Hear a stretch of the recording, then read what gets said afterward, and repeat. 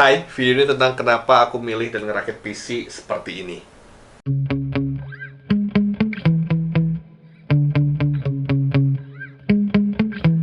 Yeah.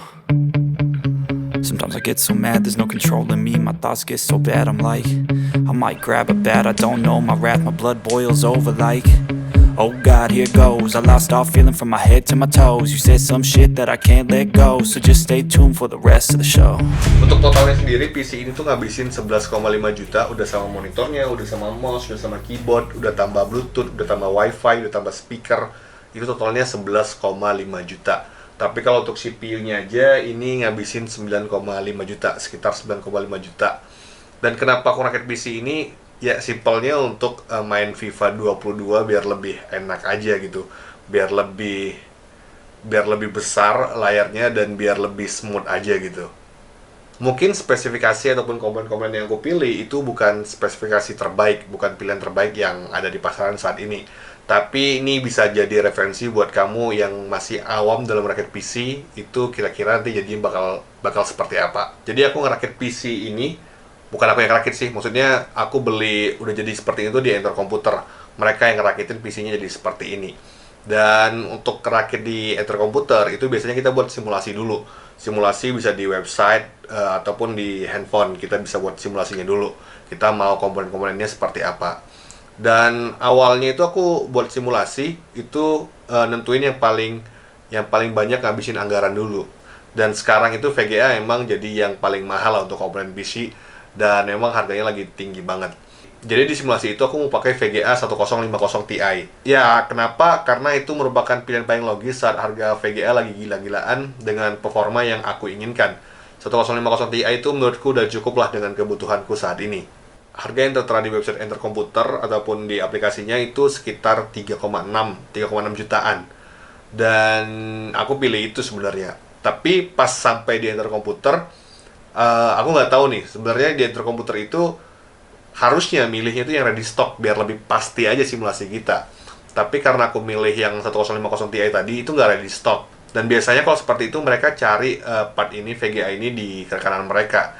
Dan di rekanan mereka itu harganya di atas 4,5 juta untuk 1050 Ti. Karena hal ini, ya aku cukup bingung ya. Akhirnya aku membatalkan untuk pakai 1050 Ti. Bedanya itu hampir 1 juta dengan simulasi yang aku buat. Jadi kalau aku tetap maksa pakai 1050 Ti, jadinya pasti ada komponen-komponen lain yang dikurangi gitu. RAM-nya dikurangi, hard disk-nya dikurangi, ataupun prosesornya nanti dikurangi. Setelah diskusi cukup lama dengan CS-nya, akhirnya aku putusin untuk pakai pakai prosesor yang udah ada grafiknya.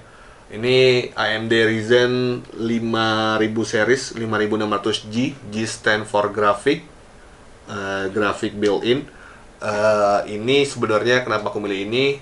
Ya, karena sebenarnya untuk substitusi 1050 Ti tadi itu ya terpaksa nyari harga yang di bawahnya. Yang di bawahnya itu ada 1030 yang waktu itu ada sama RX 550. Tapi setelah aku baca-baca ya, setelah diskusi juga di Tom's Hardware itu ternyata hasil dari Ryzen 5 5600G ini Vega 7 itu lebih tinggi dibandingkan 1030 ataupun RX 550. 1030 sama RX 550 itu harganya 2 jutaan. Jadi ya setelah pikir-pikir daripada aku mengorbankan prosesor dan VGA, ya udah aku nggak usah pakai VGA dulu, pakai prosesor yang ada grafisnya sekalian, pakai ini. Saranku kalau kamu simulasi rakit PC di Enter Komputer itu pakai komponen-komponen yang ready stock gitu loh. Kalau kamu mau dirakitin di Enter Komputer, tapi kalau kamu mau rakit sendiri itu bebas aja mau belinya di mana, mau beli di Enter Komputer. Ada banyak toko komputer di Mangga 2. Itu bisa banyak pilihannya. Lanjut untuk casing aku pilih Cooler Master Q300L. Kenapa ini? Ya karena aku suka aja sih sebenarnya, karena aku suka aja. Terus di casing ini itu udah dapet fan satu di belakang dan dua ini aku tambahin di depan. Awalnya aku nggak mau RGB seperti ini, kayak nggak suka aja sih sebenarnya. Ya balik ke selera sih, maunya putih aja, maunya warna putih aja atau warna ya satu warna aja lah gitu.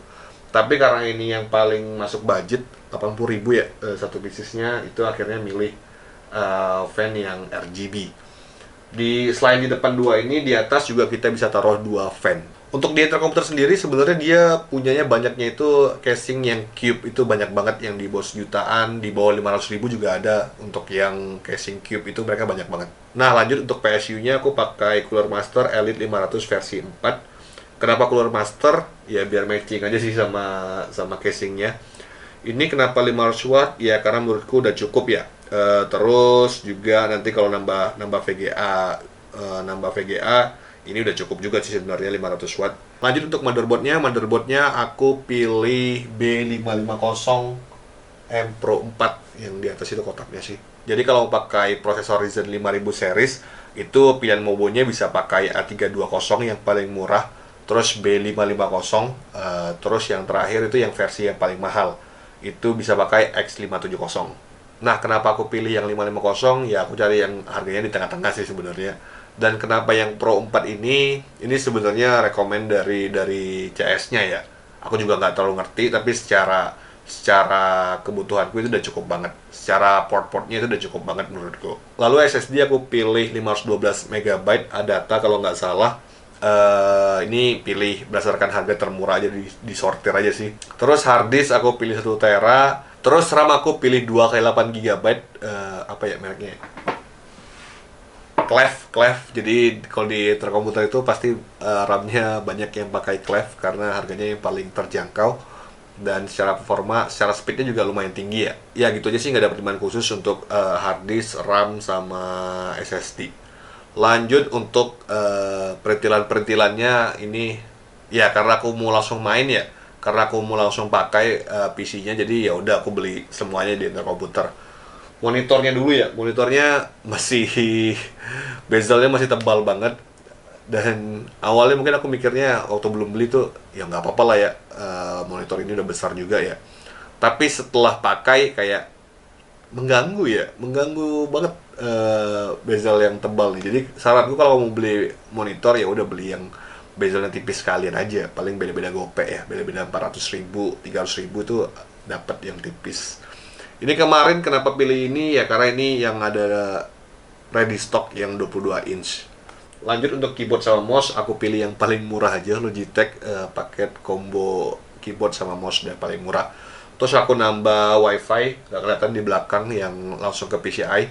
Terus nambah USB dongle sama speaker ya, speaker pilih Simbada. Dan milih-milihnya ini sebenarnya di CS-nya, kamu bisa buat simulasi sebanyak apapun di aplikasi interkomputer. Nah, nanti di CS-nya baru kamu tentuin kamu mau pakai yang mana gitu loh. Dan setelah ini deal, diproses dia dan aku harus ke kasir bayar. Setelah bayar, ya udah dirakitin PC-nya sama teknisinya. Terus ya dicoba ini waktu nyobanya itu cuma sampai ini doang, cuma sampai BIOS.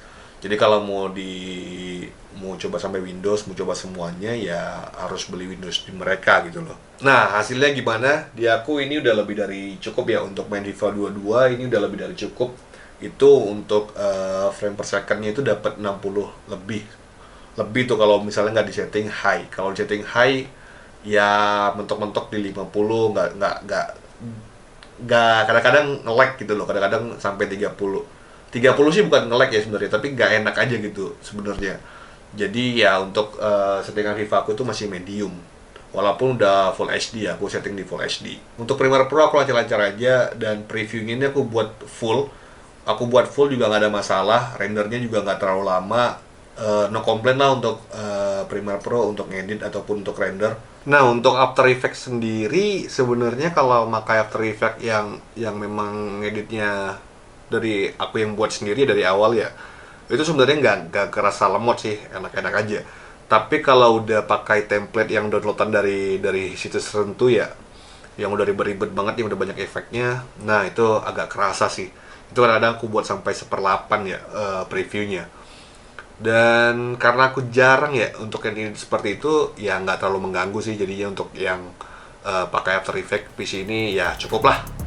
Oke, itu saja untuk video hari ini. Aku Ardensa, semoga dengan adanya PC ini aku semakin produktif. Aku Ardensa, semoga bermanfaat. Terima kasih.